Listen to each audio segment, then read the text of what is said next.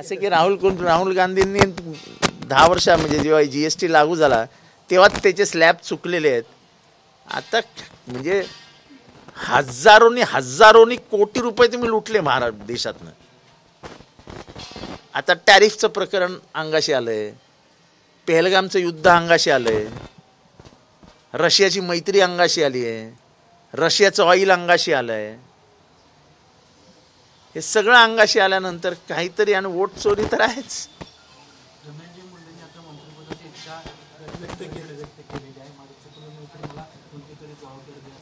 मला एकदा संधी द्या म्हणतात. सुनील तटकरे म्हणतात की वेळ आली की तुम्हाला संधी देऊ. ते शेवटी त्यांचा पक्ष आहे, त्यांनी काय निर्णय घ्यावा त्यांचा त्यांनी घ्यावा. फक्त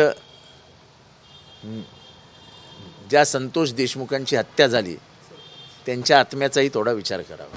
नाही पण सर तुम्ही आता इतकी वर्ष काम करताय लोकप्रतिनिधी, पूर्वी काय पद्धतीचं राजकारण होतं आणि आता काय महाराष्ट्राचं राजकारण? आता सूड, द्वेष, पोलिसी बळाचा वापर हा मुक्त हस्ताने केला जातो. राजकारणामध्ये विरोधक किंवा सत्ताधारी ह्यांच्यात संवाद असायला हवा. वैचारिक मतभेद आहेत म्हणूनच आम्ही विरोधात आहोत. सगळेच विचारांनी एक असते तर सगळे 288 आमदार एकाच बाकावर बसले असते. शेवटी कुठेतरी एक वैचारिक मतभेद असतात. आम्ही काँग्रेसी विचारांचे आहोत, काँग्रेसची परंपरा घेऊन पुढे जात आहोत. त्याच्यामुळे हे सगळं विचारात घ्यावंच लागेल तुम्हाला. कालचे सर पाकिस्तान आणि इंडियाची जी मॅच झाली त्यात फरहान या खेळाडूने अर्धशतक पूर्ण केल्यानंतर बंदूक दाखवली. वा, त्या टीका करण्यासाठी तो बंदूक दाखवतो. हे काय करतो काय आपण? त्याची हिंमत, मैदानातनं तो बॅटची बंदूक दाखवतो अशी. पहलगामचं समर्थन केलं होतं. अहो पण म्हणजे हे काय आहे? हे काय आहे? म्हणजे कोणासाठी क्रिकेट खेळलं जाते? हे पाकिस्तानसाठी खेळलं जाते. लोकांची इच्छा नाही आहे, विरोध आहे. लोकांना कोण विचारतो? तुम्ही एकदा त्यांच्या हातात बहुमत दिलत ना, आणि तेही पाशवी दिलंय. पाशवी बहुमताच्या जोरावरती पाशवी बलात्कार केले जातात, एवढं लक्षात ठेवा. आता आम्ही पाशवी बलात्कार करतो, तुम्ही काय करणार आहात? आमच्याकडे पाशवी बहुमत आहे, भोगा आता.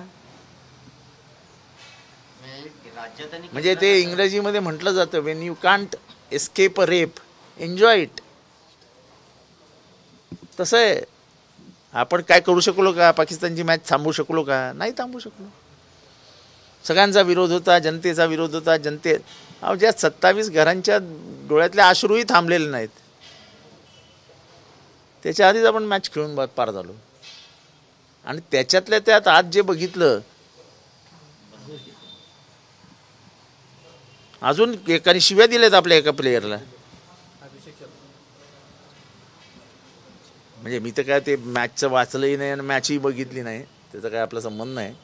पण जे काय सोशल मीडियावर बघतोय, वाईट आहे, वाईट.